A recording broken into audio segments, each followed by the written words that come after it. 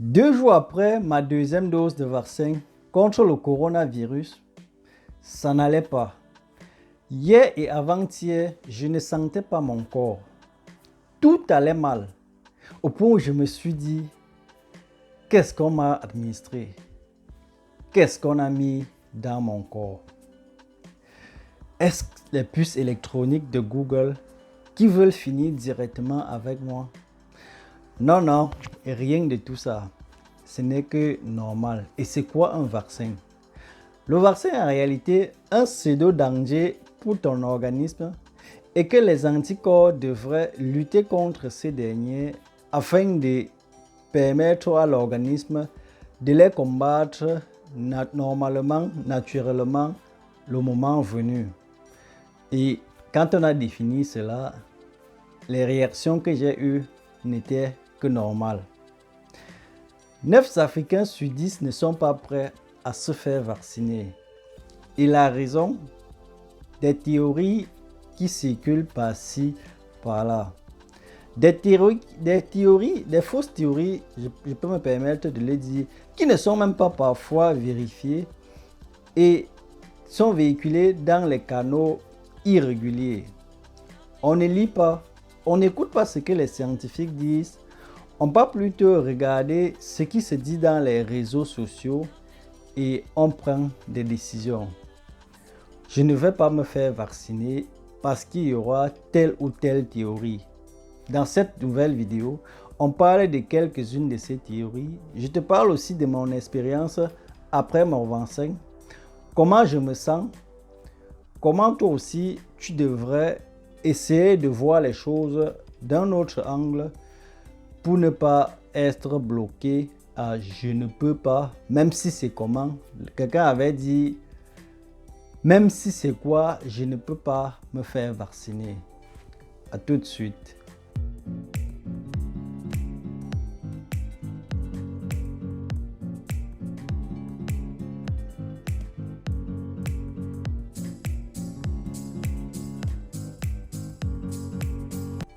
Salut, j'espère que tu vas bien. Moi, c'est Vitris Tafokam. Ici, on parle de ton développement et celui de ton peuple. Si tu es nouveau sur la chaîne, abonne-toi et active la cloche de notification pour les prochaines vidéos. Comme je disais à l'introduction, aujourd'hui, on parle un peu d'un thème qui n'arrange pas beaucoup de gens. Un thème qui fait trop de bruit, qui est le vaccin contre le coronavirus. Dans certains pays, dans certains métiers, autant pour moi, les gens sont obligés de se faire vacciner. Les médecins, par exemple en France, sont obligés de se faire vacciner avant, je pense, le 15 septembre. Je n'ai pas la date exacte en tête, mais ça part dans ce sens. Beaucoup de jeunes, surtout les Africains, ne sont même pas prêts à se faire vacciner. Les raisons, parfois pas une bonne raison, mais à cause de ce qu'on a suivi, je ne sais pas sur quels médias non officiels, on se base sur ces analyses, des détracteurs, des fausses nouvelles pour prendre une décision. À un moment, je me suis dit, aujourd'hui, le coronavirus ne menace plus que les personnes âgées. Il y a eu de nouvelles variantes. Par exemple, la variante Delta qui menace aussi des jeunes. C'est vrai, quelqu'un te dira que le vaccin ne protège même pas à 100%. Tu auras raison. Le vaccin, en réalité, c'est pour éviter les manifestations des cas graves. Je prends un exemple. Si une personne A est vaccinée et une personne B n'est pas vaccinée, le corona prend la personne A, celui qui est vacciné, il aura moins d'effets secondaires que par rapport à la personne B qui n'est pas vaccinée. Les virus dans son corps, je parle de la personne B, n'auront pas une contre-attaque par rapport à ceux de la personne A qui a déjà les anticorps capables de mener une lutte. Même s'ils sortent à la fin perdants, ils auraient quand même pris le temps pour faire ce combat, contrairement à la personne B. Beaucoup disent que le coronavirus est une histoire inventée. On veut à travers le coronavirus réduire considérablement la population mondiale. Ce qui est faux.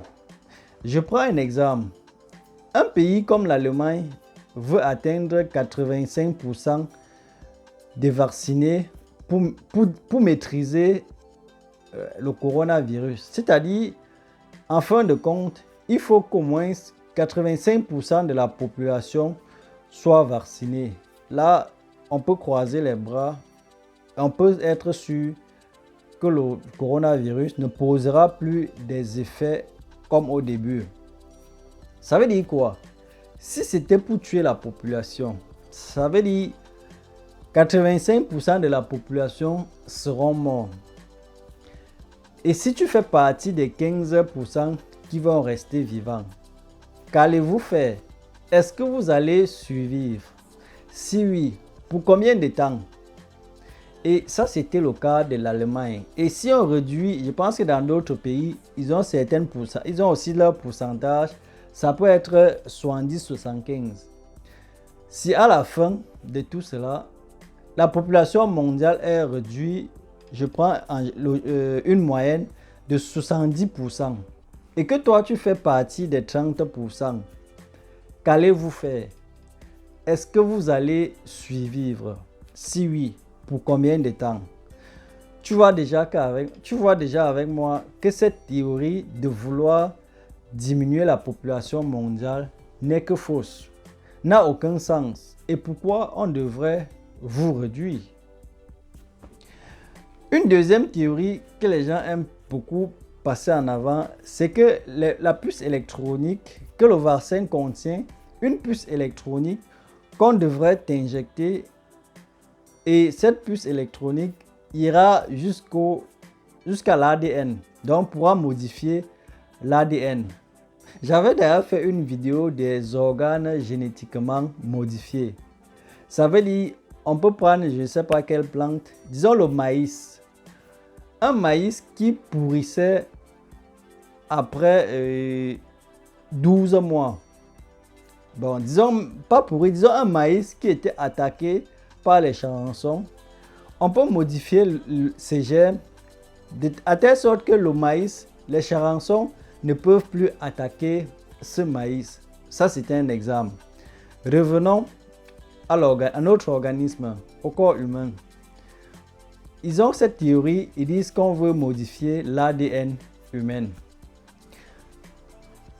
Mais dans quel sens on veut modifier l'ADN humain? Et si c'était dans le sens positif, pourquoi ne pas applaudir? Je prends un exemple. Quand tu travailles peut-être 8 heures de boulot, tu es fatigué, peut-être super fatigué. D'autres ne peuvent même pas tenir 8 heures de travail intense. Et si modifier ton code génétique, ton ADN, devrait te permettre à bosser plus dur sans être fatigué, est-ce pas une amélioration? Est-ce qu'on ne devrait pas applaudir cela? Donc, dire que l'ADN sera modifié, il faut maintenant définir dans quel sens. Parce que l'organe humain, l'être humain n'a pas atteint le sommet des possibilités. Je veux dire, on peut encore modifier certaines choses qui vont aller dans l'amélioration. Donc ça aussi, ça ne devrait pas être une raison pour dire on ne se fera pas vacciner. En ce qui me concerne, j'ai pris la décision de me faire vacciner parce qu'à un moment donné, il faut mettre toutes les théories non prouvées, non justifiées à la poubelle. Si toi, tu as encore peur du vaccin et aimerais peut-être voir l'évolution des choses avant de te faire vacciner, je peux déjà te dire que le vaccin que j'ai pris avant-hier, mercredi, autant pour moi, nous sommes samedi, c'est le même vaccin que tu prendras dans 5 ans. C'est vrai, il peut y avoir des nouveaux vaccins, mais le vaccin que j'ai pris dans 5 ans, ce sera le même vaccin. C'est vrai aussi que les sociétés pharmaceutiques qui produisent des vaccins, ils investissent aussi beaucoup d'argent et aimeraient aussi entrer dans leurs fonds et faire des bénéfices, bien évidemment. Donc, du jour au lendemain, on ne va pas jeter les poubelles qu'on a dépensé des moyens dans les recherches pour fabriquer un nouveau vaccin. Donc, tu peux attendre fort longtemps. Ton nouveau vaccin viendra. Déjà avec la variation des virus et avec le Delta variant qui menace encore plus, il y aura des nouveaux vaccins, sûrement, certainement. Il y a donc ce qu'ils appellent ici la 3G règle. Donc, soit tu es vacciné, soit tu as eu la maladie et tu es guéri, soit tu as le test négatif. Donc, on te donne, après le vaccin, on te donne donc ce code-là qui te permet de faire tes activités normalement. Et ce code, comme je disais, c'est valable pour 1 an. Ça veut dire, après 1 an, il va falloir sûrement prolonger ce code. En réalité, ça veut dire quoi? Le vaccin contre le coronavirus, ce n'est pas une fois. Ça sera comme le vaccin contre la grippe. Chaque année ou chaque 2 ans, la procédure va se répéter. Tu vas reprendre un nouveau vaccin, peut-être un peu plus, peut-être amélioré dans le sens de la variation des variantes, disons ça comme ça.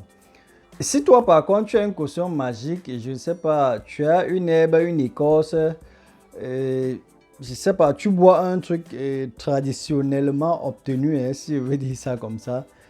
Là, c'est bien. Je ne sais pas, tu as un thé, parce que déjà aussi, chez nous, on a développé beaucoup de trucs traditionnels là, qui ont aussi aidé beaucoup de gens. Si c'est sur ça que tu comptes, tant mieux, c'est bien. Mais si toi, tu n'as rien de tout ça, tu devrais laisser des théories inutiles. Lis ce que les scientifiques ont écrit sur le vaccin et tu verras que tu peux aller te faire vacciner sans crainte.